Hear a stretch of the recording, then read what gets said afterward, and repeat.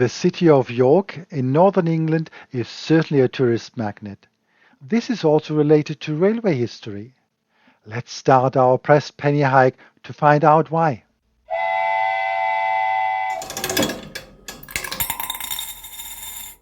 To help this channel grow, please like and subscribe. Thank you. We start our pressed penny hike from this building in London. You may recognize it as a railway station. This should give you a clue as to the station name. Correct, King's Cross. When entering this station, you will see many people glued to the departure information. I will join them shortly, but for now, my attention is diverted to the family waiting room. Here I find my first penny press. It is a traditional 4-dime machine, so I have to supply the 1-penny coins myself. And with a little help, I can roll my pennies. One of these will come in handy soon. In addition to the penny press, the family room boasts a model railway and some model locomotives. The original of them can be admired at the York Railway Museum. Now I have to tell you something. When taking video clips around the station, staff asked me to sign it at the contractor's desk. So now it's official. I'm a photographer. Now it's time to leave, so I go through the barrier and find my train. So this is the train to York, and here I'm getting on it. This penny from the family room shows East Coast legends. Now, York Station is on the East Coast main line. In addition to this, I'm traveling on one of these legends, so my journey to York was quite quick and I didn't get so much work done after all. Though I arrive at York Station.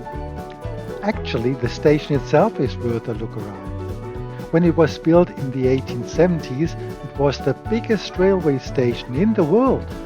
This overbridge is part of the original design, but of course it has been modernized. Something else is unusual. This station train shed is actually curved. Its cast iron columns, which support the roof, show the Yorkshire Rose and York's coat of arms. The clock is also an original station feature and dates back to the 1870s. Not everything is original, as York Station sustained substantial damage during World War II.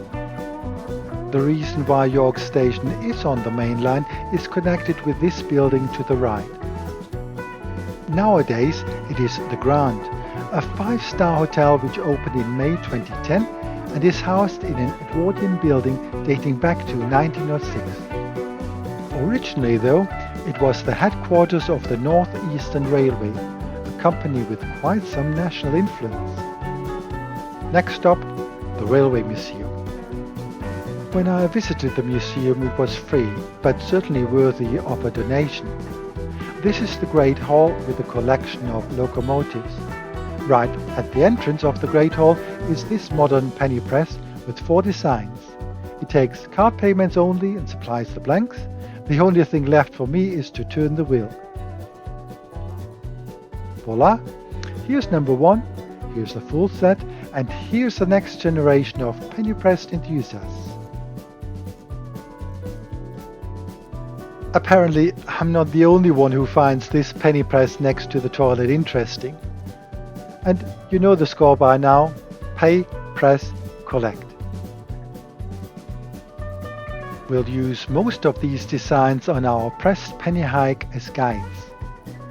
The last coin press was out of order. Oh well, another reason to come back. It's time to start our pressed penny hike in earnest. This coin shows the LNER Mallard steam locomotive built in 1938.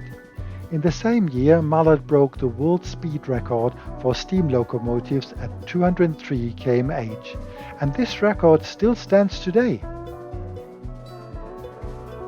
The next design shows the Japanese Shinkansen, the bullet train.